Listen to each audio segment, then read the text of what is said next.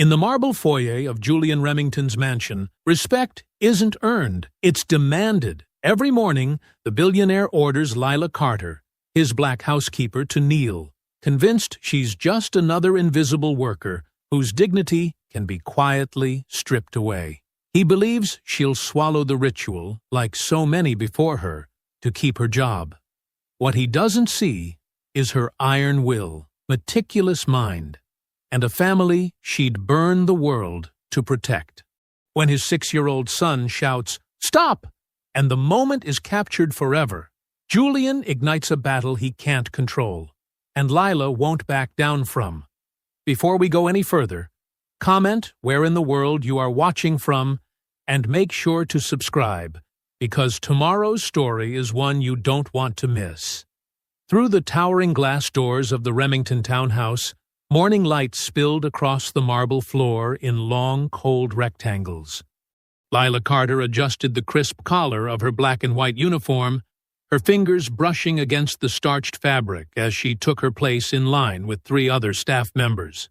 The foyer's polished surfaces reflected their silent formation like a mirror, doubling the weight of the moment.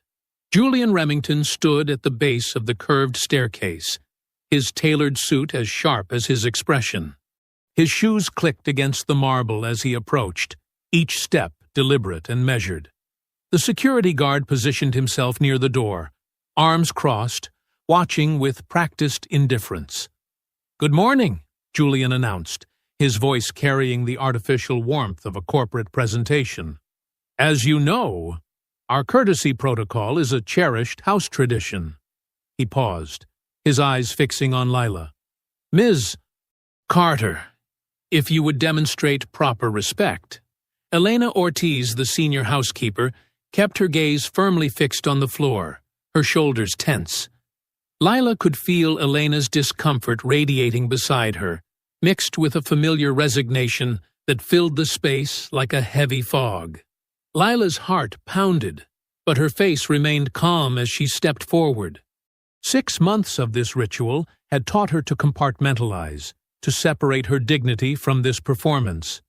She noted every detail, the exact spot where the morning light hit the floor, the way Julian's voice carried a hint of satisfaction, the time on the grandfather clock reading 7:45 a.m. The marble was cold and hard against her knees as she lowered herself down. She kept her spine straight, refusing to bow her head completely. In her mind, she repeated Julian's exact words, storing them away like evidence. Demonstrate proper respect. House tradition. The silence stretched out, broken only by the tick of the grandfather clock. Julian stood before her, his expensive shoes inches from her knees, when a small sound drew everyone's attention to the hallway. Theo Remington appeared, a tiny figure in blue dinosaur pajamas. His dark curls were still mussed from sleep, and he clutched a red crayon in his small fist. He stopped at the edge of the foyer, his eyes growing wide as he took in the scene before him. For months since his mother's death, Theo had barely spoken above a whisper. He moved through the house like a shadow, responding to questions with nods or shakes of his head. But now, seeing Lila on her knees before his father, something changed in his expression. "Stop!" The word exploded through the foyer, sharp and clear as breaking glass. It bounced off the marble floors and high ceilings, seeming to echo in the sudden stillness that followed. Julian's body went rigid. His face, usually controlled and confident, drained of color.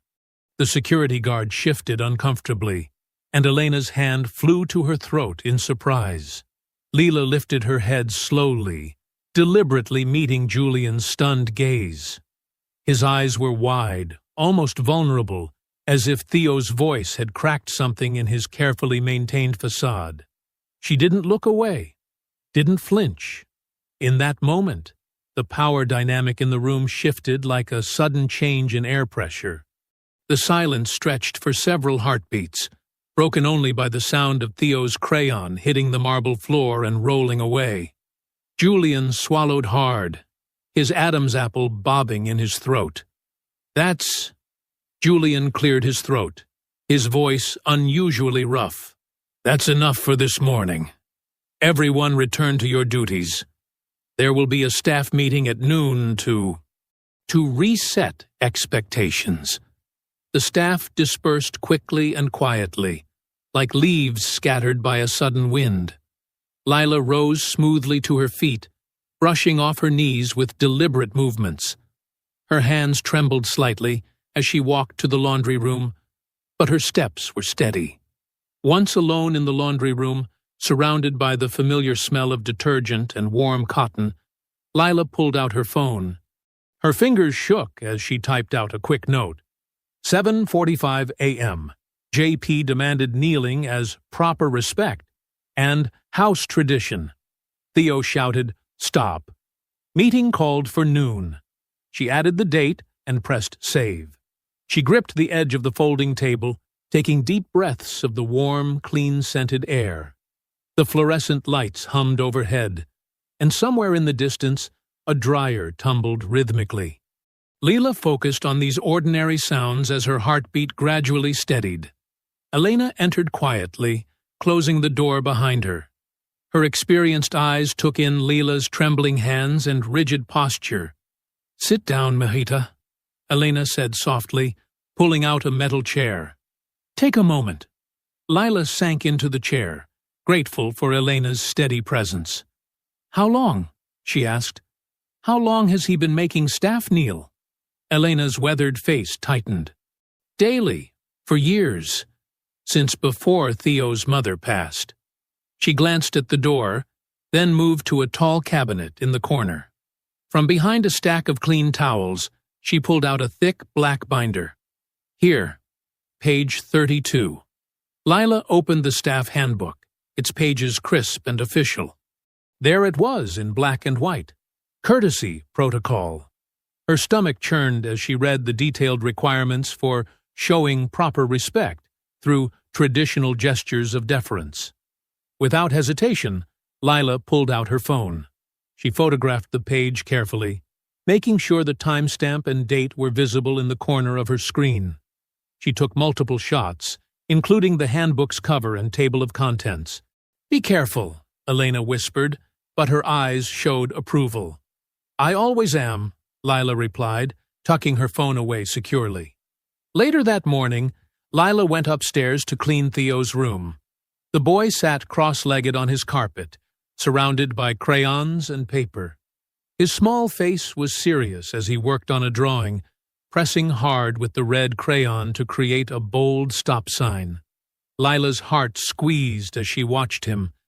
He hadn't spoken since his outburst in the foyer, retreating back into his usual silence. As she dusted his bookshelf, a soft buzzing sound caught her attention. The sleek smartwatch on Theo's wrist lit up with a gentle pulse.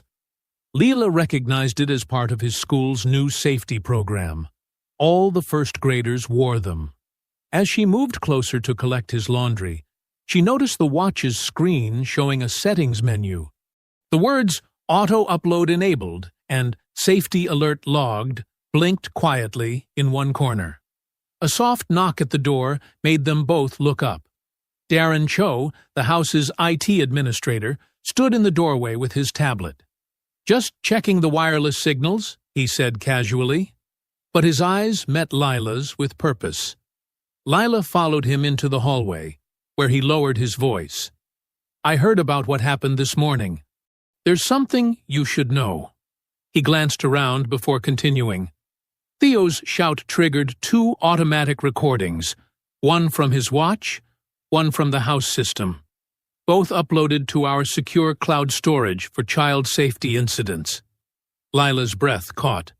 "And those recordings are time-stamped and protected," Darren confirmed. His fingers moved across his tablet. "But here's the interesting part. There's a mirror backup that syncs to a separate server. It's tied to Mrs. Remington's estate trust. Mr. Remington can't access it directly." Before Lila could respond, footsteps approached. Julian appeared, his earlier sharpness dulled by something that looked almost like uncertainty. He paused at Theo's door, watching his son draw. "No more rituals," Julian announced quietly, as if making a generous concession. "We'll find other ways to maintain proper respect." Lila kept her face neutral, but inside, a small flame of hope flickered to life. For the first time, she'd seen Julian rattled, seen evidence preserved beyond his reach. The morning crept toward noon. Staff members began gathering in the formal dining room, their shoes quiet on the thick carpet. Lila checked her phone one last time, confirming the handbook photos were safely stored. She straightened her uniform, squared her shoulders, and walked into the room with measured steps. The massive mahogany table gleamed under crystal chandeliers, the chairs arranged with precise symmetry. Other staff members found their places, their movements careful and contained. Elena caught Lila's eye with a subtle nod as they took their seats. Lila's phone rested in her pocket, a solid reminder of the morning's documentation. The handbook photos, Darren's revelation about the recordings, Theo's unexpected intervention, pieces were falling into place. She folded her hands on the polished table surface and waited, her posture straight but relaxed, ready for whatever the meeting might bring. The grandfather clock in the hallway began to strike 12, its deep tones resonating through the house. Footsteps approached the dining room, and the staff fell silent, waiting for their employer to begin his reset of expectations. The dining room's heavy silence was broken by the click of expensive shoes on marble. Julian entered, followed by a slim woman in a crisp pantsuit, his new PR director. Behind them, catering staff wheeled in covered silver trays that released tempting aromas. "Friends," Julian began, his voice warm and practiced, "I want to address this morning's misunderstanding." He gestured expansively. Sometimes traditions can become distorted over time. What was meant as a symbol of mutual respect clearly needs updating for modern sensibilities. The PR director smiled professionally while distributing thick manila envelopes to each staff member. "Mr. Remington wants to make this right," she explained. "We're offering improved compensation packages and quarterly bonuses." Elena caught Lila's eye across the table, her expression carefully neutral. They both knew raises didn't come without strings. Lila opened her envelope and began reading the legal document inside. The language was dense, but certain phrases jumped out. Non-disclosure of internal culture and customs, confidentiality regarding workplace traditions and protocols, binding agreement not to discuss or document staff practices. "Take your time," Julian said smoothly, as waiters served elegant plates of grilled salmon and roasted vegetables. "But we'd like to resolve this today. Start fresh." Lila set down her fork. "I'd like to review this at home, if that's all right. Maybe have a lawyer look it over?" The PR director's smile tightened. "We prefer to handle these matters internally, in the moment.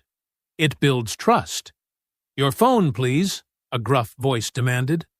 The security contractor loomed over Lila's chair, hand extended. "No personal devices during HR discussions. You people need to learn about proper workplace boundaries." The racial undertone in his voice made several staff members stiffen. Layla kept her voice steady. "This is my personal property. I'm not required to surrender it." "Now listen here," the guard started, reaching for her pocket. "That won't be necessary," Julian interrupted smoothly, though his eyes had hardened. "Lila can take time to think things over. We're all friends here." The guard withdrew, but remained hovering nearby as the uncomfortable lunch continued. Staff ate mechanically, the fancy food tasting like cardboard. The PR director kept up a stream of cheerful corporate speak about fresh starts and moving forward together. When they were finally dismissed, Lila headed for the service hallway. Darren fell into step beside her, speaking in low tones. "The audio file from this morning? It's already backed up to Mrs. Remington's trust server," he murmured. "Different system, different permissions. He can't touch it. Lila's steps steadied. You're sure? Positive. The trust's lawyers set it up after she died. Wanted Theo's records preserved independently. Julian doesn't have direct access. Hope bloomed in Lila's chest, but she kept her face composed as she finished her afternoon tasks. The handbook photos felt like they were burning a hole in her pocket. Everything mattered now. Every detail. Every timestamp. Every witness. In the staff locker room at shift's end, Lila carefully transferred the photos to her secure cloud storage. Then she pulled out the small notebook she always carried and wrote down everything from the day in precise detail. Times, locations, exact quotes. She'd learned young that memory wasn't enough. You needed documentation. She changed out of her uniform with methodical movements, mind racing behind her calm exterior. The unsigned NDA felt like both a threat and an opportunity. Julian's mask had slipped, revealing the force he'd used to maintain control. At her locker, Elena squeezed her shoulder in silent support before heading out. Other staff avoided eye contact, already choosing sides. Lila clocked out exactly on time, neither rushing nor dawdling. The security guard watched her leave, but she kept her pace measured, her expression neutral. Only when she was safely on the bus did she let her shoulders relax slightly. Through the window, she watched the wealthy neighborhood recede, giving way to more modest areas. Her phone buzzed with a text from Mason. Maid mac and cheese. Save you some? A small smile touched her lips as she typed back, Be home soon. Homework done?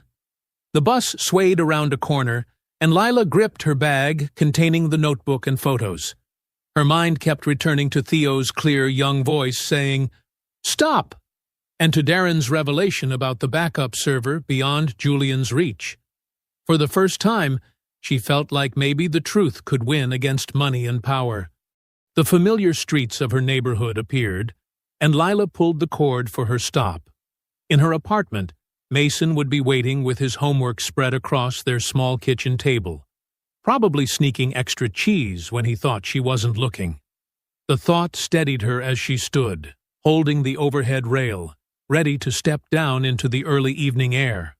The kitchen felt warm and familiar as Lila stirred the pot of spaghetti, letting Nina Simone's velvet voice wash over her from the old radio.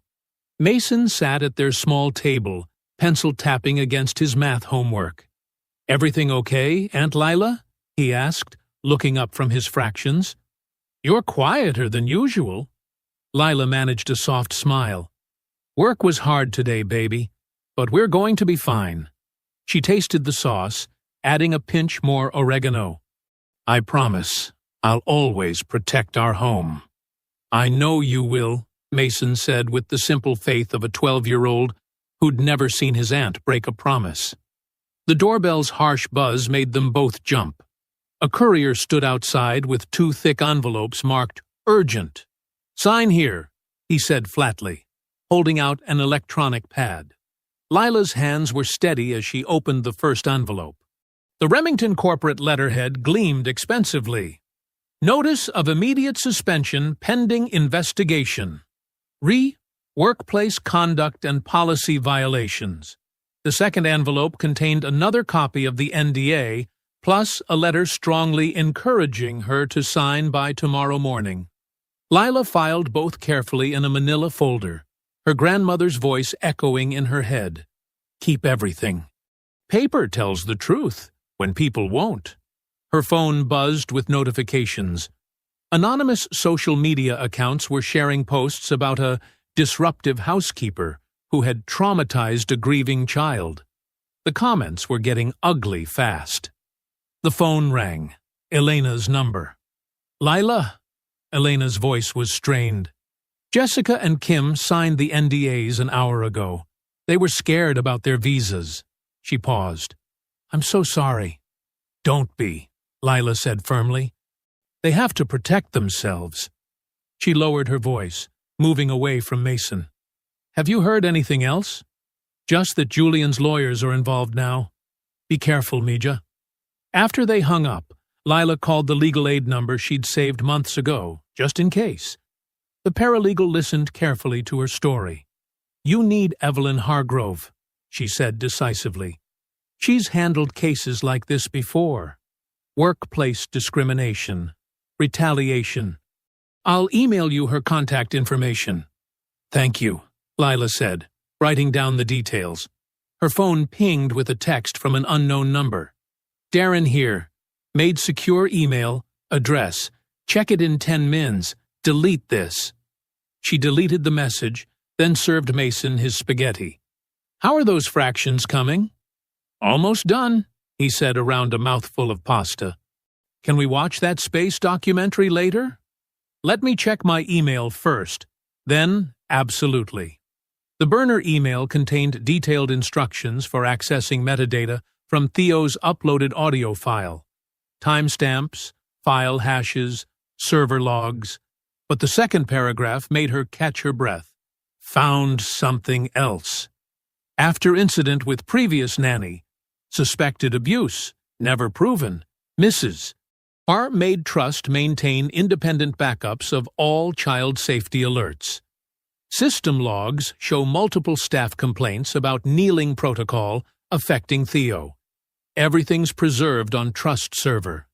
Julian can't delete or alter. Lila created a new folder labeled Documentation and methodically saved everything. The suspension notice, social media screenshots, Darren's technical instructions, the handbook photos. Each item carefully dated and organized. She was just closing her laptop when 3 sharp knocks echoed through the apartment.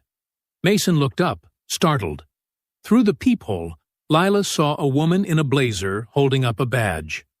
Her stomach dropped. Ms. Carter, Child Protective Services. We need to speak with you regarding an urgent complaint.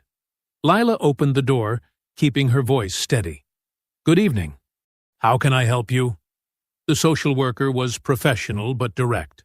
We've received an anonymous report expressing concerns about household stability and potential endangerment of your ward, Mason Carter. I need to schedule a formal interview for tomorrow morning. Mason had gone very still at the table. Lila felt her heart hammering but kept her face calm. Of course, she said evenly. What time would work best? They settled on 9 a.m.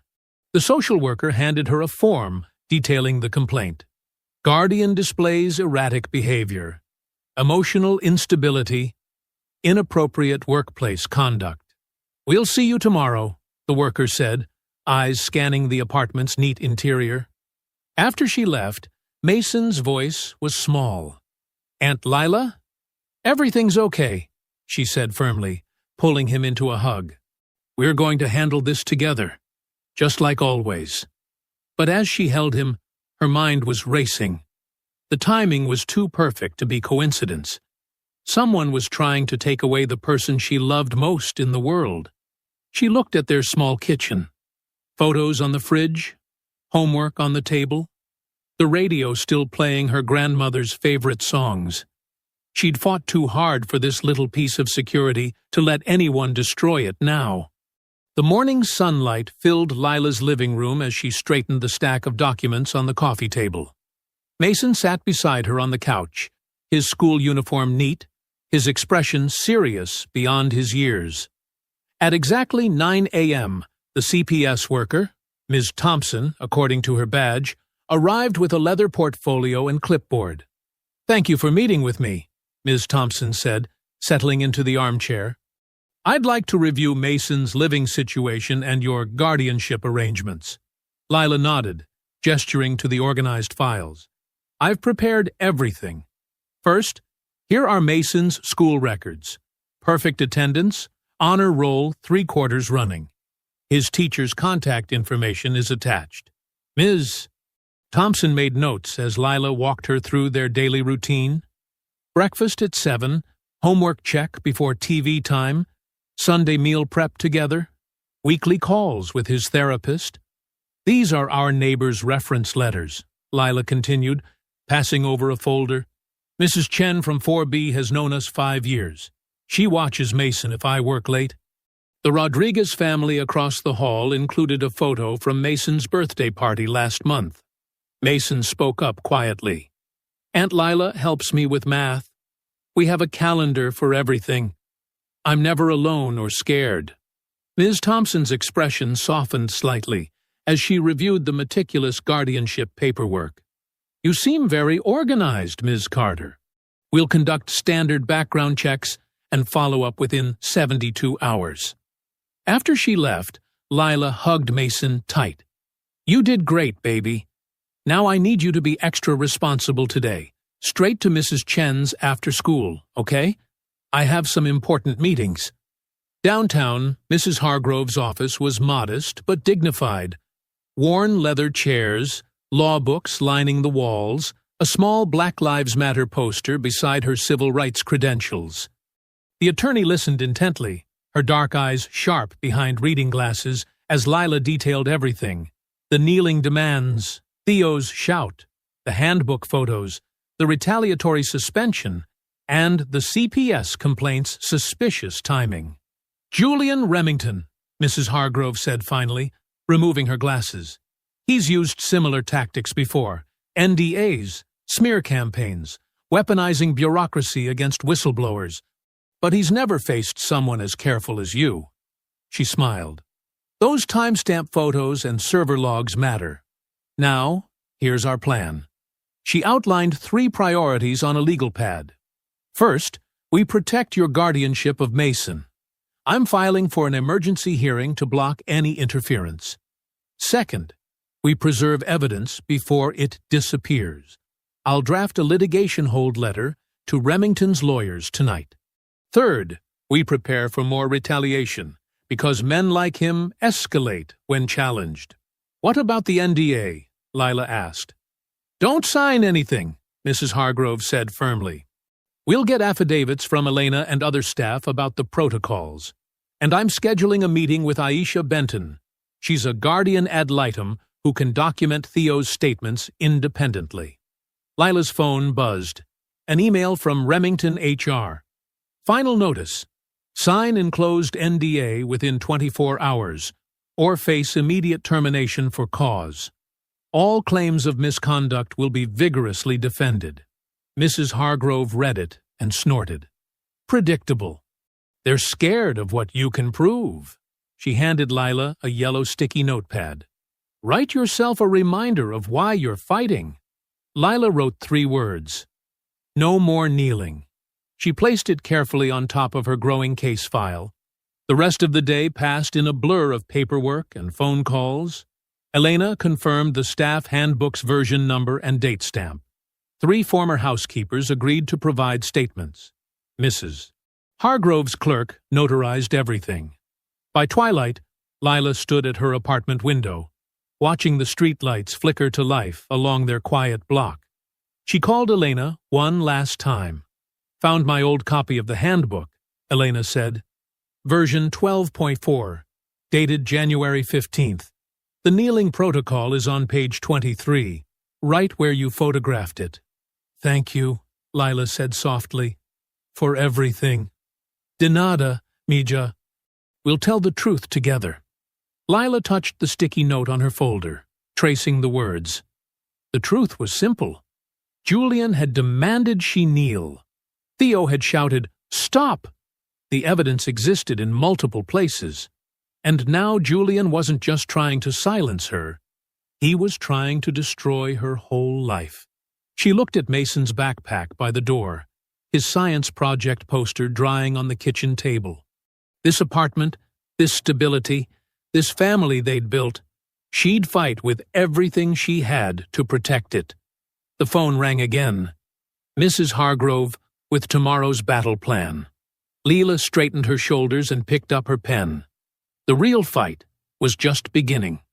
The courthouse's marble halls echoed with footsteps as Lila and Mrs. Hargrove made their way to the clerk's office. Morning light streamed through tall windows, casting long shadows across the polished floor. Lila clutched her expanding folder of evidence, now labeled with color-coded tabs. Emergency motions get priority, Mrs. Hargrove explained, her sensible heels clicking steadily. We're filing for two things: protection of your guardianship rights and preservation of evidence. At the filing window, Mrs. Hargrove handed over the motions with practiced efficiency. Lila watched as she highlighted key passages for the clerk: the timeline of retaliation, the sudden CPS report, the demand for documents before they could disappear. Here's my timeline, Lila said, passing her a neat handwritten account. Everything from the kneeling demand to when CPS showed up. I included timestamps for the handbook photos. Mrs. Hargrove nodded approvingly as she reviewed the detailed notes. This is exactly what we need. Clear, factual, chronological. Judges appreciate precision. They settled into chairs by a window to organize the exhibits. Lila's phone buzzed. An email from Aisha Benton confirming she could meet with Theo next week through proper channels. Good, Mrs. Hargrove said. Aisha's respected by the courts. She'll document Theo's statements carefully, without pressure. A commotion near the courthouse steps drew their attention. Through the window, they spotted a small camera crew setting up, led by a sleek woman in a red blazer, Sarah Mills, Remington's PR director. Here we go, Mrs. Hargrove muttered. They're hoping to provoke a reaction they can use against you. Sure enough, as they exited the building, Sarah Mills stepped forward with a microphone. Ms. Carter, care to comment on allegations you manipulated a grieving child for personal gain? Leila kept walking, face calm, but Mrs. Hargrove stopped and turned. Ms. Mills, any attempt to harass my client will be documented and added to our court filing. Would you like to provide your business card for service of process? The camera lowered slightly. Sarah's smile tightened. We're simply seeking comment on a matter of public interest. Then you can direct all inquiries to my office, Mrs. Hargrove replied pleasantly. I'm sure Mr. Remington's counsel would prefer to handle this through proper channels. Back in her car, Lila checked her encrypted email. Darren had sent a technical report showing the stop audio file's digital fingerprint and confirmation it was mirrored to the trust server, all in clean, admissible language. This is solid, Mrs. Hargrove said, reviewing it. Darren knows how to document a chain of custody. When Lila arrived home that afternoon, a folded note waited under her door. The careful handwriting belonged to Mr. Lawson, her elderly neighbor. Dear Lila, I heard the CPS visit yesterday. In my 40 years here, I've never known a more devoted guardian or kinder neighbor. You've helped me with groceries, taught Mason to respect his elders, and bring stability to our floor. I'm happy to testify about your character any time. We look after our own here. Arthur Lawson. Lila blinked back tears, touching the paper. Mr. Lawson had been a constant presence since she and Mason moved in, always ready with a kind word or simple favor, watching out for Mason when she worked late. Her phone rang. The judge's clerk. Ms. Carter? Judge Chen has scheduled a preliminary hearing for Thursday at 9 a.m. Discovery conference to follow next week. Thank you, Lila said, marking it in her calendar. She immediately texted Elena and Darren with the date, then stepped across the hall to Mr. Lawson's door. The old machinist answered quickly, his lined face concerned. You got my note? Yes, thank you, Lila said softly. It means more than you know. He squeezed her hand. You stand your ground, young lady. Some fights need fighting. Inside her apartment, Lila added Mr. Lawson's note to her case file. 48 hours until the hearing. She reviewed Mrs. Hargrove's instructions. Rest well, dress professionally. Speak only when asked. Let the evidence tell the story. Mason's after-school chatter drifted from his room where he worked on homework. The familiar sounds of their building floated up. Mrs. Chen's cooking smells. The Rodriguez kids practicing piano. Mr. Lawson's radio playing old jazz. This was home. This was worth protecting. She opened her laptop to type up meeting notes while the timeline was fresh. The courthouse halls, Sarah Mills's ambush, Mr. Lawson's steady support, every detail mattered. 2 days to prepare. 2 days until they faced Julian Remington's legal team. 2 days to show the truth still carried weight. The fluorescent lights hummed in the Union Hall's meeting room as Lila helped Elena arrange folding chairs in a circle. Steam rose from coffee urns on a scratched table near the entrance, where a simple sign-in sheet lay next to a stack of statement forms. 7 years I've worked there, Elena said, straightening a chair. The kneeling started small, just special occasions, then daily. Her voice carried years of stored hurt. Margaret Chen, a former housekeeper who'd left Remington's employ 7 years ago, arrived first. Her gray hair was neat, her posture still proud. When I see it on the news, my hands shake. He made us say, I am grateful for this opportunity before getting our paychecks.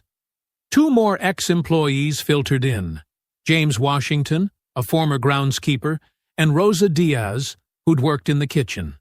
They each carried notebooks filled with dates and details. Tips disappeared if we didn't bow and thank him properly, Rosa recalled, her fingers twisting a tissue. Christmas bonuses came with mandatory gratitude ceremonies. Lila recorded everything, using her phone to photograph the handwritten accounts. Elena demonstrated the expected bow, explaining how Julian had gradually increased the demanded depth of genuflection. First, just a head nod, she said. Then from the waist. Finally, full kneeling. Always with that same cold smile. The door opened again, admitting 2 men in pressed shirts carrying notepads. We're from the City Chronicle, the taller one announced, covering the labor dispute. Something felt off about their eagerness to photograph the sign-in sheet. When Elena politely asked for press credentials, the shorter man lunged for the papers. Hey! Lila moved to block him. Those are private statements. The taller man's face twisted. Know your place, he spat, shoving Lila's shoulder hard enough to make her stumble. His words carried an ugly racial slur that made the room go still. Elena already had her phone up, recording. The Union Hall regulars, retired dock workers, and hospital staff rose from their seats. They formed a quiet wall between the men and the group. Police have been called, announced Mr. O. Rodriguez, the union secretary. And we have cameras in the parking lot. The 2 men backed toward the door, but not before James Washington captured a clear photo of their retreating figures and their car's license plate. You okay? Elena hurried to Lila's side, still filming. I'm fine. Lila straightened her jacket, her shoulder aching. Just glad they didn't get the statements. Darren arrived just as the police were taking descriptions of the men. He set up his laptop, creating a simple system to digitally preserve their testimonies. See this string of numbers and letters? He pointed to a long code on his screen. It's called a hash, like a digital fingerprint. If anyone tries to alter these statements later, the hash won't match. That proves tampering. The group gathered around, watching as Darren demonstrated how to save and verify their documents. Even Margaret Chen, who admitted technology made her nervous, practiced the steps. Now, you each have proof your original statement hasn't been changed, Darren explained. Keep the hash codes safe. Mrs. Hargrove arrived as they were finishing, her face tight with concern when she heard about the confrontation. The assault footage strengthens our case, she said, reviewing Elena's video. It shows the lengths they'll go to suppress testimony. One by one, the workers signed properly witnessed statements, their stories aligned, the gradual escalation of demands, the manipulation of pay and bonuses, the careful cultivation of fear. Remember, Mrs. Hargrove advised, stick to exactly what you saw and experienced.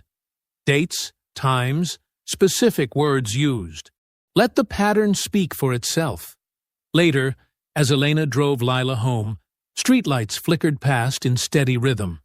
"I knew others had stories," Lila said quietly. "But hearing them all together—" She touched her bruised shoulder. "That's why they tried to steal the sign-in sheet," Elena replied. "They're scared of us standing together." "I'm scared too," Lila admitted, "but less scared than this morning. All those voices saying, 'Me too,' it helps." Her apartment was dark except for a small lamp. Mason lay sprawled on the couch, math homework scattered across his chest, one sock dangling off his foot. Lila carefully gathered the papers and covered him with the soft blanket her grandmother had crocheted. She touched his forehead gently, remembering the determination in Margaret Chen's eyes, the steady recording of Elena's phone, the protective circle of union workers. Different kinds of courage, all aimed at the same truth.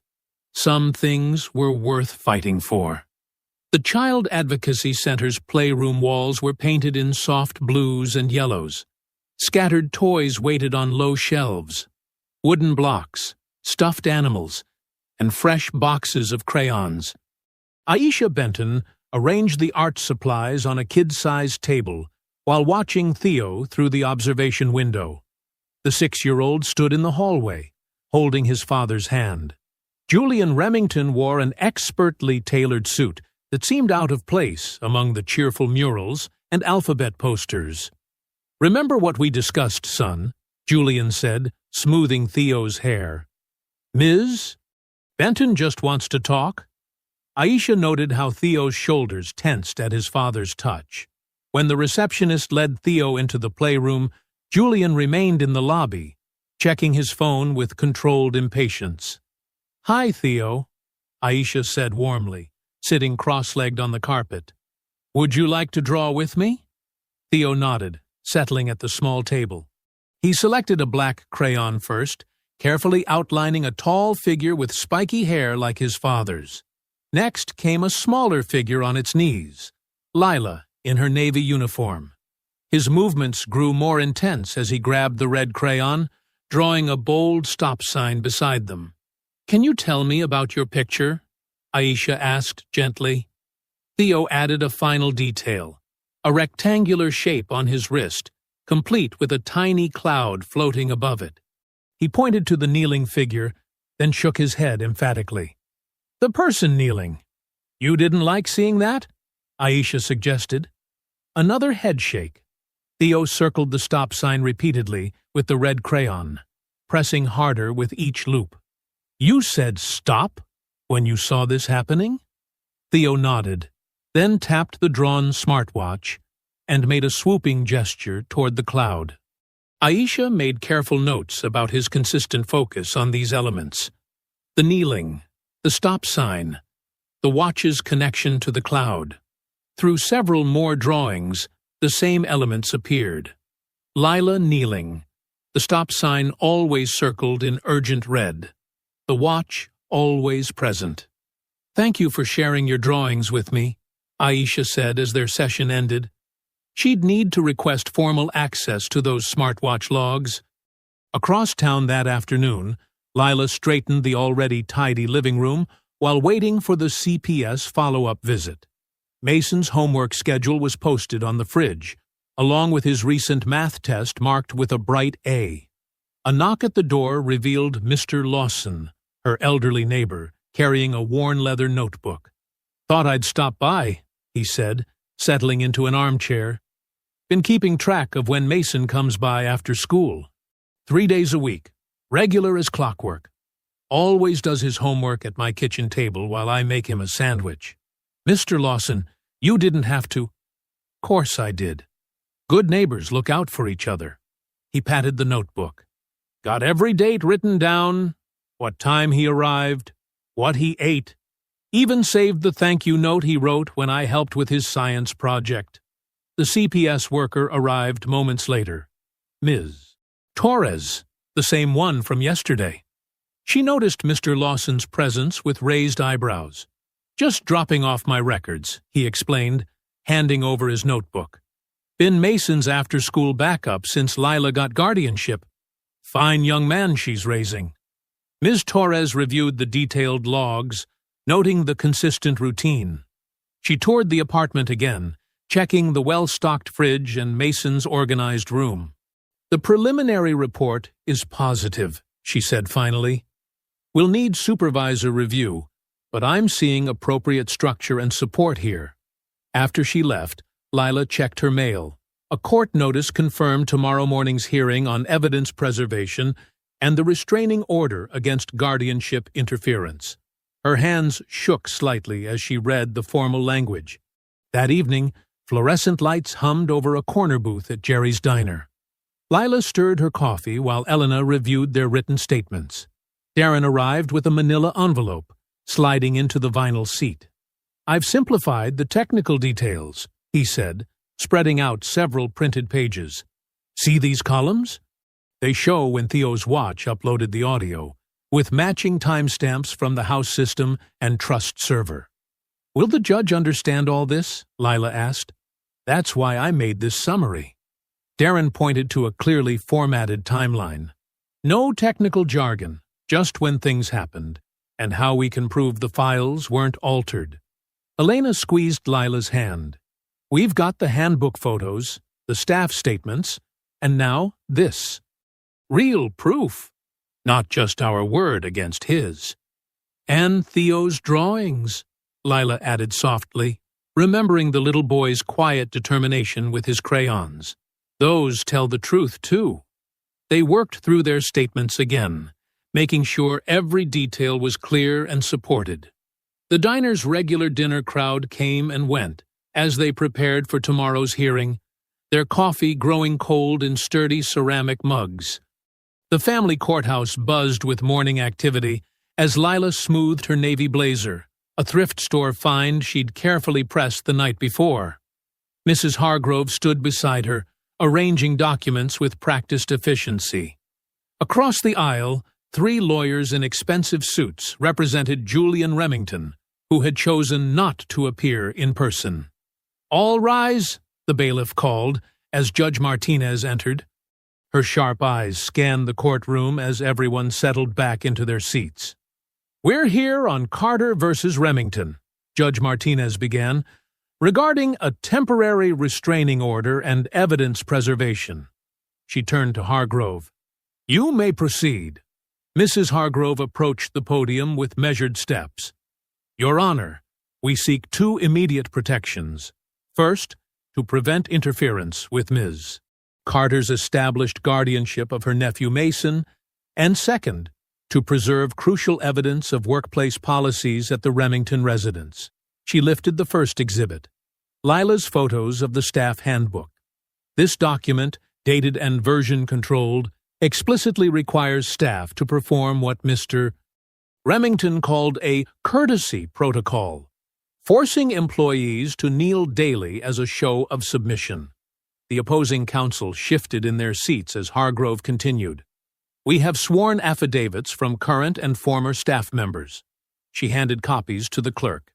Elena Ortiz, senior housekeeper of 15 years, and 3 previous employees, all confirm this practice was mandatory, not voluntary.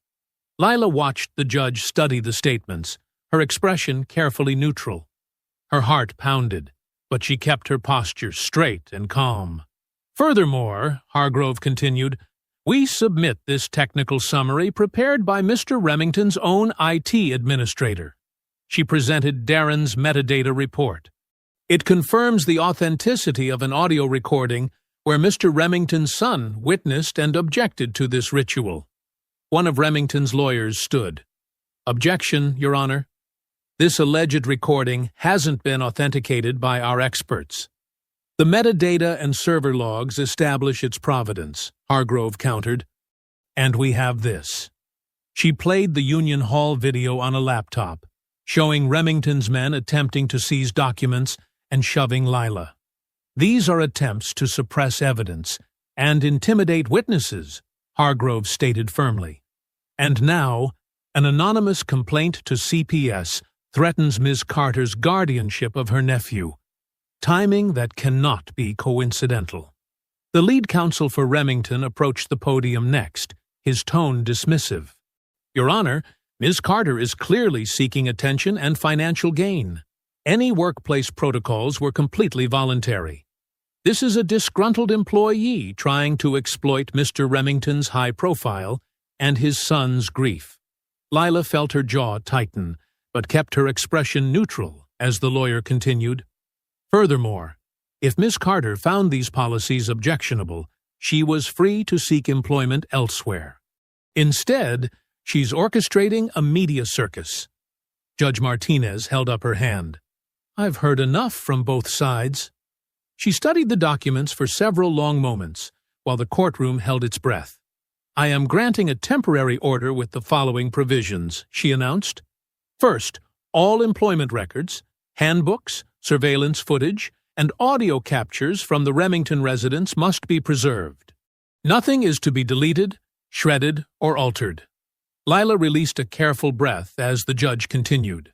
"Second, Mr. Remington and his representatives are prohibited from contacting Child Protective Services regarding Ms. Carter except through proper legal channels.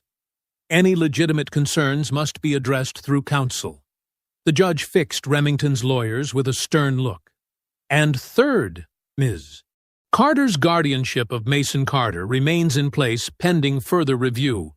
There is no evidence supporting its disruption." She tapped her gavel. "This order remains in effect until our full hearing next month. We're adjourned." A few reporters scribbled notes in the back row as everyone stood. Outside the courtroom, a woman in a crisp suit approached Mrs. Hargrove quietly. "I'm with the City Oversight Committee," she said in low tones. "We're scheduling a televised hearing next week on labor practices. We'd like Miss Carter to testify." Hargrove glanced at Lila, who nodded firmly.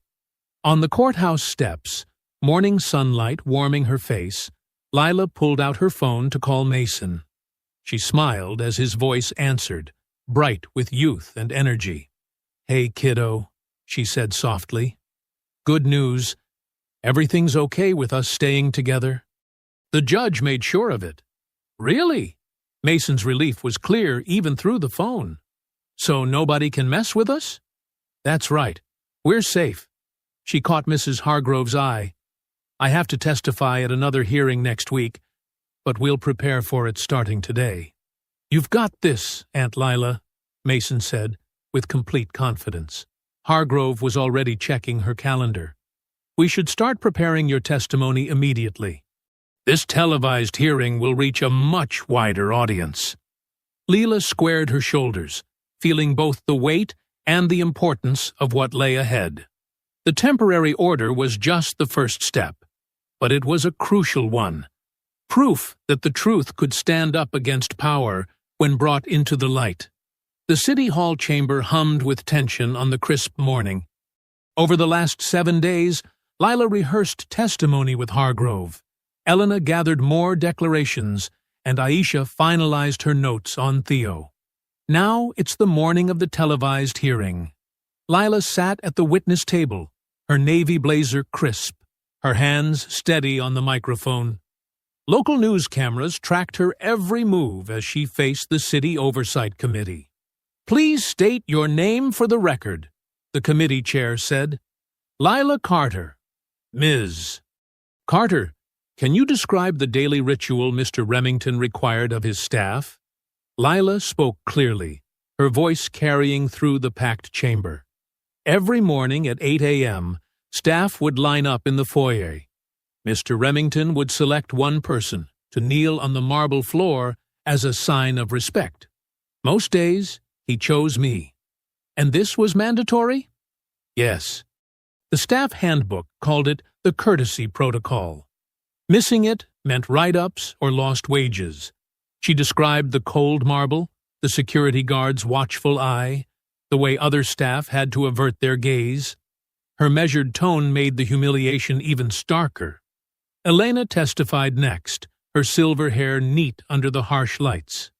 "I've worked there 15 years. The kneeling started after Mrs. Remington passed. Before that, she never would have allowed it." The committee members leaned forward as Elena described watching newer staff members break down in tears after sessions, of Julian's comments about knowing their place. Then came the moment everyone waited for. The large screen lit up with Aisha's pre-recorded interview with Theo. The 6-year-old sat in a bright playroom, his dinosaur shirt wrinkled. "Can you tell us what you saw that morning, Theo?" Aisha asked gently. Theo's voice was soft, but clear. He made her kneel. "I said stop." "Why did you say stop?" "Because Mommy said we don't make people do that. It's not nice." He looked down at his hands. "I miss Mommy." The chamber fell completely silent. Committee members dabbed their eyes. On social media, a domestic workers' defense fund started trending as donations poured in. During the lunch break, Hargrove showed Lila her phone. "The Workers' Fund has raised over $100,000 already.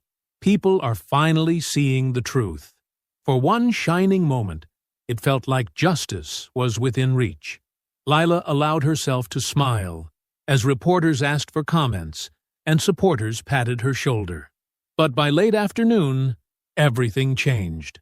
First came the slick video from Remington's PR team. It featured audio experts claiming the stop recording showed signs of manipulation. Computer graphics demonstrated how voice synthesis could fake a child's speech. Social media floods with doubt. Then the corporate court ruling hit. A judge granted Remington's request to classify the staff handbook as proprietary information. The NDAs were temporarily enforced, blocking Elena and others from sharing handbook details publicly. "It's a delay tactic," Hargrove assured Lila as they left City Hall. "We'll appeal." But Hargrove never finished the sentence. She grabbed her chest, face gray, and collapsed. As paramedics loaded her into an ambulance, her blood pressure was dangerously high. Lila barely had time to process this when her phone buzzed. The CPS worker's voice was apologetic but firm. "Ms. Carter, we've received concerning new information. I have a temporary removal order for Mason pending clarification of these issues." "What new information?" Lila's voice shook. "Everything was fine last week. I'm sorry, but I can't discuss the specifics. We'll be there within the hour." Lila rushed home to find Mason playing video games, unaware his world was about to shift. She helped him pack a small bag, trying to explain through numb lips that he had to stay with a foster family temporarily. "But you said we were safe," he whispered, as the CPS worker led him away. "You promised." Now, close to midnight, Lila sat in her dark kitchen. The apartment felt wrong without Mason's presence. No homework spread across the table, no teenage boy raids on the fridge, no sound of his video games. She walked to his room and picked up the hoodie he'd left draped across his desk chair. The fabric still smelled like his body spray as she carefully folded it and placed it on his empty bed. Back in the kitchen, Lila pulled out her folder of evidence and set it on the table. Her hand found a pen in the darkness. The day's events tried to crush her spirit. Hargrove in the hospital, Mason gone. The truth twisted into lies. But sitting there in the quiet dark, Lila whispered words that were both a promise and a declaration. "I am not done." Lila's kitchen light cast a soft glow as she spread her documents across the worn table. Her fingers traced each page methodically, the way her grandmother had taught her to check seams when sewing. Every detail mattered. The staff handbook pages lay before her like puzzle pieces. She'd stared at them so many times, but now, running on coffee and determination at 1 a.m., something caught her eye. There, in tiny text along the bottom margin, Rever 2023 Q2 V4.1. Print code, REM HR 0422. She grabbed her phone, zooming in on the photos she'd taken. Each page had similar codes. Flipping through her work emails, she found quarterly notices about updated handbooks. The dates matched perfectly with the footer codes. "Receipts," she whispered, remembering the vendor invoices she'd filed when covering for Elena during inventory week. She opened her work folder, and there they were. Quarterly printing orders from HR Supply Corp., each with matching version numbers. The paper trail was like a chain, link by link. No one could claim these were fake or tampered with. The versions progressed logically over years, each connecting to the next. Her phone showed 3:47 a.m. when she finally lay down, but sleep wouldn't come. By 6 a.m., she was dressed and texting Elena to meet before the morning shift change. The autumn air was sharp as Lila waited near the service entrance of the Remington townhouse. Elena appeared, her gray hair neat under a wool cap. "I think I found something," Lila said quietly, showing Elena the handbook codes. Elena's eyes widened. "Wait, there's more." During the renovation last year, we moved lots of old files to a safe in the back service corridor. I remember seeing protocol memos there. "Can we access it?" Elena held up her keycard. "Service areas are common spaces. We have the preservation order. We're not going anywhere private." They timed their entry between shift changes, when the halls were quietest. Elena's keycard beeped green at the service door. The familiar smell of cleaning supplies and laundry soap filled the air. They'd made it halfway to the old corridor when heavy footsteps approached. A security contractor, not one of the regulars, blocked their path. His badge read, "Matthews Security Services." "Staff areas are restricted during changeover," he barked, looking directly at Lila. "You people need to learn to follow rules." Elena held up her keycard. "We have access." And a court order to preserve documents. The guard stepped closer, towering over Elena. "Hand over your phones. No recordings allowed." He reached for Elena's phone, but Lila moved between them, her own phone already recording. Section 4 of the Preservation Order prohibits interference with documentation, Leela stated clearly. "We're in a common area during normal hours with valid access." "Listen here, girl," the guard started, his face twisting with an ugly sneer. Elena's voice cut through, steady on speakerphone. 911, what's your emergency?" The guard's demeanor shifted instantly. He stepped back, muttering about checking with supervision before retreating down the hall. Elena's hands trembled as she led the way to the old corridor. "I haven't been this far back since the renovation," she said. The safe was there, just as she remembered, tucked behind a supply shelf. The combination hadn't changed. Elena's institutional memory proved invaluable again. Inside, manila folders held years of staff documents. They worked efficiently, photographing everything in place. Outdated handbooks with progression of the courtesy protocol, payroll forms where staff acknowledged reading the requirements, and, most damning, a memo on Remington letterhead signed by Julian himself. "Implementation of kneeling to maintain the cultural standard," Lila read aloud, careful to capture every word in her photos. "Effective immediately and non-negotiable." They documented everything methodically. Dates, times, positions of documents, nothing disturbed or removed. Lila added detailed notes to each photo before sending the entire package to Hargrove's office email with timestamp verification. The morning sun was bright when they finally emerged from the service entrance. Elena's hands were still shaking from the confrontation. Leela held them steady between her own. "You're the bravest person I know," Leela said softly. Elena squeezed back. "No, Majita, you are. But we're stronger together." They walked to Elena's car, shoulders straight despite their exhaustion. The evidence was secure. Tomorrow morning, they would take everything to the district attorney's office. "Get some rest," Elena said as Lila got out at her bus stop. "Tomorrow we show them what truth looks like." Lila nodded, her folder clutched tight. The morning air felt cleaner somehow, despite everything still ahead. The fluorescent lights of the district attorney's intake area hummed overhead as Lila smoothed her blazer and approached the desk. Her folder felt heavy with evidence, each page carefully organized the way her grandmother had taught her to arrange important papers. "I have an appointment with D.A. Gray," she said, presenting her ID. The clerk nodded, already expecting her. "Follow me."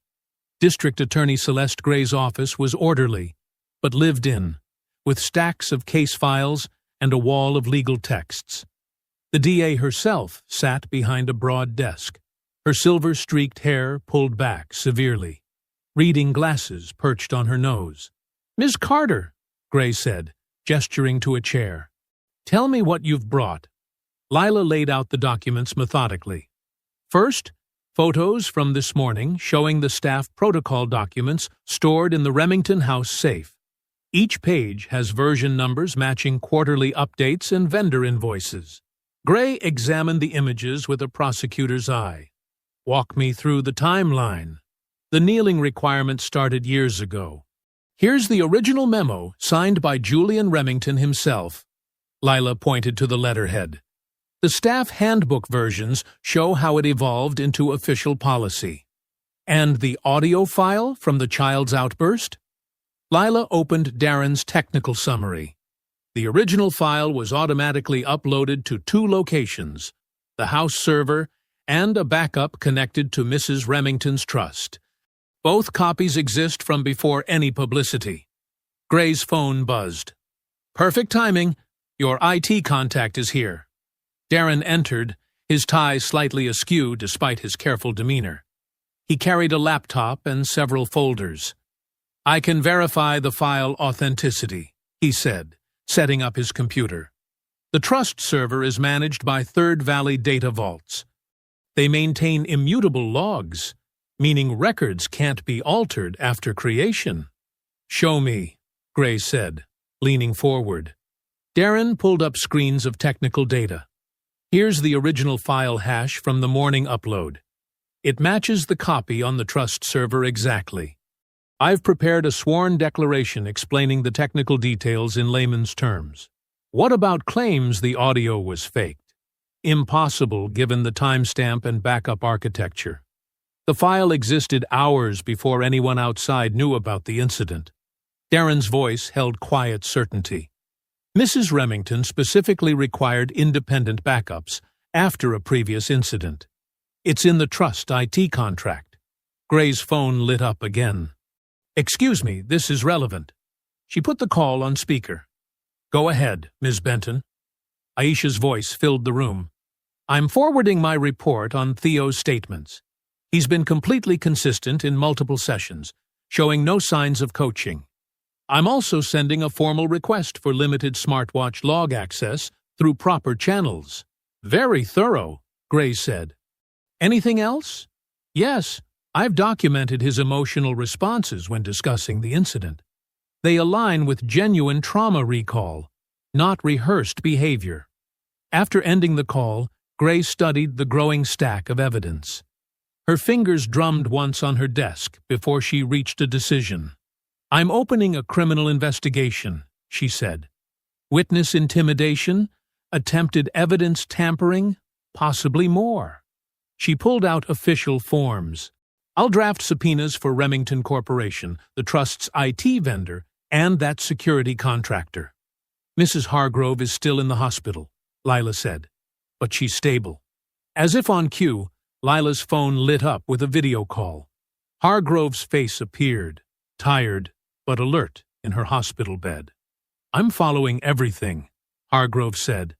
"My colleague James Chen will handle the next court appearance. He's fully briefed." She managed a small smile. "You've done outstanding work, Lila. We'll coordinate with your office on document production," Gray told Hargrove. To Lila, she added, "I'll need you available for follow-up questions." "Of course," Lila said. Gray began signing the subpoenas with swift, practiced strokes. "These will go out immediately." Corporate counsel usually responds fastest when their trading day is disrupted. The afternoon light was fading when Lila finally left the DA's building. Her phone buzzed with a text from Elena. "Breaking news! DA subpoenas just landed. Remington Board called emergency meeting for tomorrow a.m." Lila looked up at the city skyline, where dark clouds were finally breaking apart after days of rain. The air felt clearer, like it does after a storm passes through and washes everything clean. She checked the time, just enough left to pick up Mason's favorite takeout before heading home. One day at a time, she thought. One truth at a time. The press room buzzed with anticipation as journalists settled into their seats. Camera lights blazed, and microphones crowded the podium where District Attorney Celeste Gray would speak. Lila sat in the back row between Elena and Darren, her hands clasped tightly in her lap. Gray strode to the podium exactly on time, her silver hair gleaming under the lights. She adjusted her glasses and began without preamble. This morning, my office launched a formal investigation into potential criminal conduct at Remington Corporation, she announced, her voice clear and measured.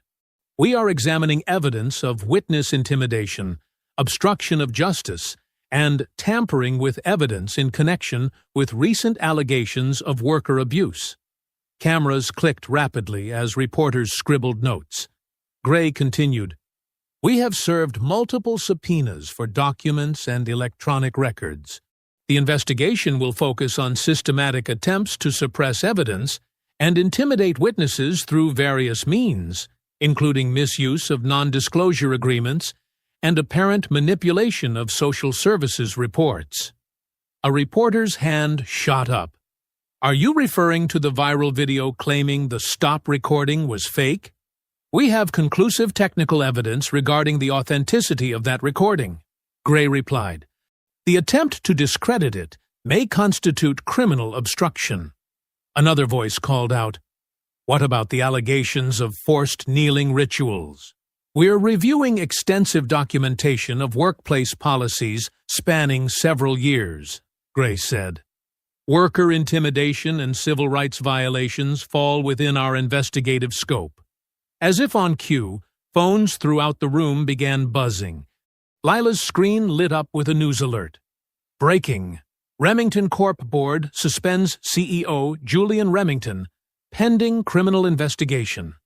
Elena squeezed Lila's hand as more alerts followed. City Hall freezes permits on Remington Luxury Development, and Remington shares plunge as board names interim CEO. Gray acknowledged the breaking news with a slight nod. We will follow the evidence wherever it leads, regardless of position or power. No one is above the law. After the press conference, Lila barely had time to process before rushing to family court. The afternoon sun slanted through tall windows as she entered the familiar courtroom. James Chen, Hargrove's colleague, was already there arranging documents. Ready? He asked quietly. Lila nodded, smoothing her skirt as she sat. The judge entered, and proceedings began immediately. Chen presented the new evidence methodically. The documented chain of custody for the stop recording, the historical staff handbooks showing the evolution of the kneeling requirement, and verification of the trust server logs. Aisha Benton took the stand next, displaying Theo's crayon drawings. In multiple sessions, Theo consistently depicted the same scene, she explained. The red stop sign appears in every version, along with the kneeling figure he identifies as Ms. Carter. His emotional responses align with genuine trauma recall, not coached testimony. The CPS supervisor rose next, her face drawn. Your Honor, in light of the DA's investigation and new evidence, we withdraw any objection to Mason Carter's placement with his aunt. Furthermore, she turned to face Lila directly, I want to formally apologize for our agency's role in temporarily removing him. We acted on external pressure without proper verification, and we are launching an internal review of our procedures. The judge leaned forward. Given the evidence before me, I find absolutely no basis for continuing Mason's removal. I order his immediate return to Ms. Carter's custody, with CPS to conduct only routine follow-up visits on a standard schedule. Lila pressed her hands to her mouth, tears threatening to spill. Chen patted her shoulder as the judge continued, "I want the record to reflect that Ms. Carter has demonstrated exemplary care for her nephew throughout this ordeal. This court commends her dedication to both truth and family." The rest of the afternoon passed in a blur of paperwork and signatures.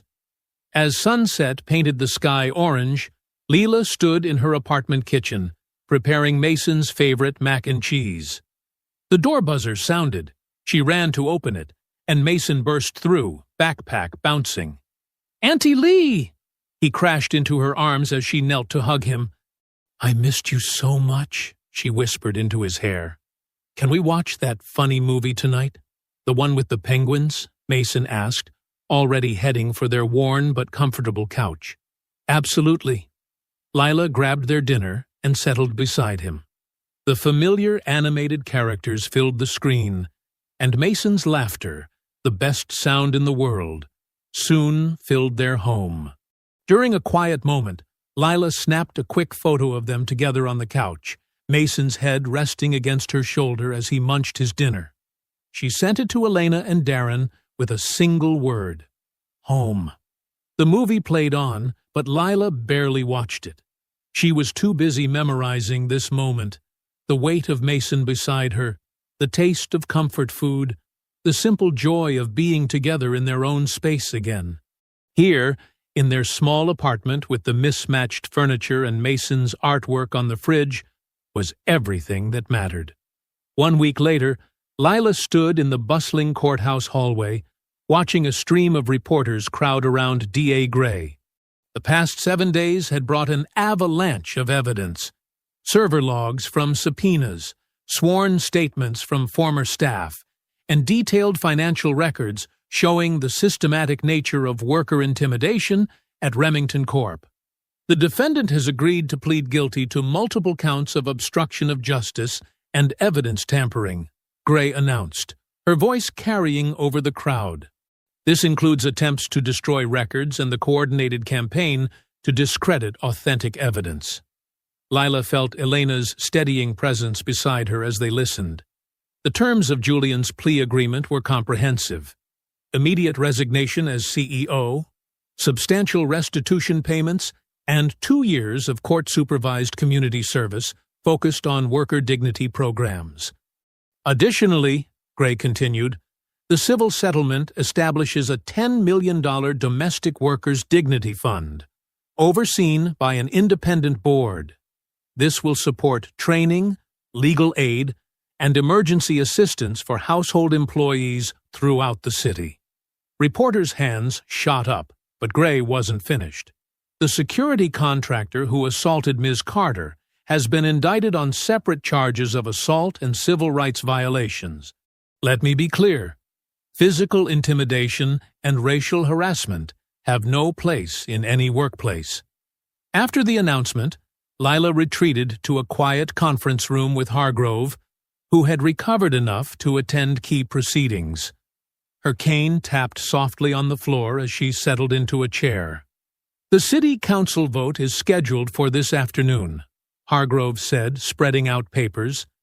"The new ordinance will explicitly ban degrading workplace protocols and limit NDAs that hide abuse. Your testimony helped shape that language." Lila nodded, thinking of the dozens of interview requests filling her inbox. She'd declined most, agreeing to one thoughtful reporter who wanted to focus on policy reforms rather than sensational details. "How are you holding up?" Hargrove asked gently. "Better now that Mason settled back into his routine," Lila replied. "He made honor roll this quarter, you know. Didn't miss a single assignment during everything." Their conversation was interrupted by Darren's arrival. He carried a folder of final documentation for the whistleblower protection agreement that would shield him from retaliation. "The new board wants to completely overhaul the IT security protocols," he reported. "They're implementing proper oversight of surveillance systems and data retention." Elena joined them next, practically glowing. The worker-owned staffing agency she now helped lead was partnering with the city's expanded worker center. We're creating actual career paths, she explained. Benefits, training, advancement opportunities. Everything domestic staff should have had all along. They gathered around blueprints spread across the conference table. Plans for the new community center that would rise partly funded by settlement money. The former Remington property had been redesigned to include classroom space, counseling offices, and a daycare center. The worker training classroom will be ready for the first certification course next month, Elena said, pointing to a bright corner room. We're starting with workplace rights and safety. Lila traced the outline of the classroom with her finger, remembering the cold marble floor where she once had to kneel. Now that space would help ensure no one else faced similar humiliation. A text from Mason lit up her phone. Good luck at the meeting. Made cookies with Mrs. Lopez for when you get home. Attached was a slightly blurry photo of chocolate chip cookies cooling on their neighbor's rack. He's really thriving, Hargrove observed with a smile. We all are, Lila said quietly. Different kind of strength when you're standing up for what's right. The afternoon sun slanted through the windows as they reviewed final details for next week's ribbon-cutting ceremony. Construction crews were already installing the center's sign, Community Justice and Worker Dignity Center. Darren checked his phone. The council vote just passed, unanimously. The new Workplace Protection Ordinance takes effect in 30 days. Elena wiped away a tear. My daughter wants to intern at the center this summer. Says she wants to learn how to help people stand up for themselves. Hargrove's cane clicked against the floor as she walked to the window overlooking the construction site. Workers in hard hats moved purposefully below, transforming what had been a symbol of power into a place of empowerment. Mark your calendars, she said. Ribbon cutting is exactly 1 week from today. The mayor and city council will attend.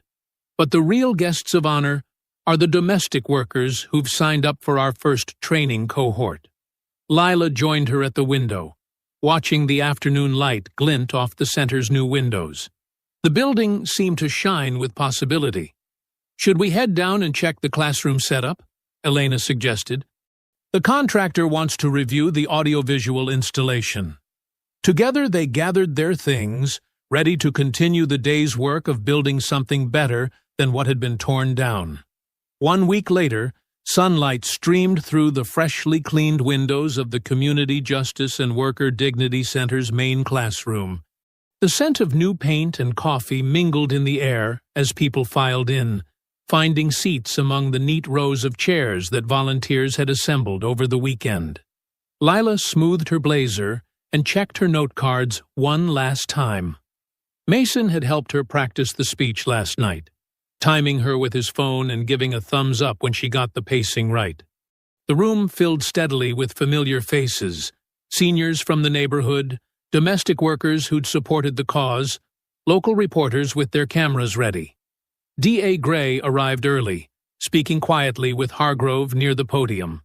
Elena bustled around, making sure everyone had programs and refreshments, while Darren did a final check of the audiovisual system he'd helped install.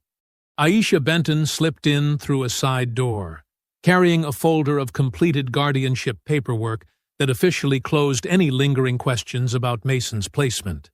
The chairs are perfect, Elena whispered to Lila, squeezing her hand. Remember when we used to line up on marble floors?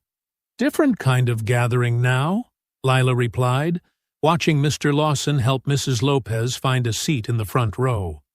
Their elderly neighbors had brought homemade cookies, determined to make the event feel like a true community celebration.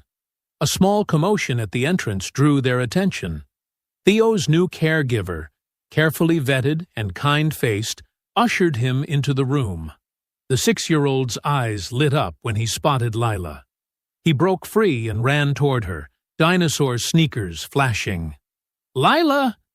Look at my new shoes," he called out, then stumbled slightly as he reached her. His left shoelace had come completely untied. Without hesitation or shame, Lila knelt down beside him. This time it was her choice. a simple act of care for a child who needed help. Her fingers moved efficiently over the laces as the room fell quiet. "Thank you," Theo whispered, his small hand finding hers. He squeezed gently, the way he used to when seeking comfort after his mother died. "You always tie them just right." Applause burst out spontaneously, starting with Elena and rippling through the crowd. Lila stood, keeping hold of Theo's hand as she blinked back tears. The moment crystallized everything they'd fought for. Dignity, freely given, not demanded. At the podium, Lila's voice was clear and steady. "Welcome to your community center," she began. "This space exists because people refused to stay silent, because we documented everything, because we stood together when those with power tried to stand on us." She outlined the center's initial programs: certification classes for domestic workers, legal aid clinics, childcare during training sessions. "Dignity isn't something that can be negotiated away," she continued. "It's not a privilege to be earned through kneeling. It's a right that belongs to every worker, every person." Elena stepped forward to announce the first round of scholarship recipients, 10 domestic workers who would receive full funding for certification courses. Among them was a young woman who reminded Lila of herself 6 months ago, determined to build a better life while caring for family. After the formal program ended, people lingered to chat and explore the center. Theo showed off his properly tied shoes to anyone who would look, while his caregiver smiled indulgently. Hargrove moved carefully through the crowd with her cane, stopping to speak with each scholarship recipient. "The security system is fully operational," Darren reported quietly to Lila. "Everything's recorded and backed up properly. No more hidden protocols or erased footage." D.A. Gray shook hands with community leaders, emphasizing that her office would maintain an open-door policy for worker complaints. Aisha collected contact information for families interested in the center's upcoming children's advocacy programs. As the afternoon wound down, Mason arrived from school clutching his science homework.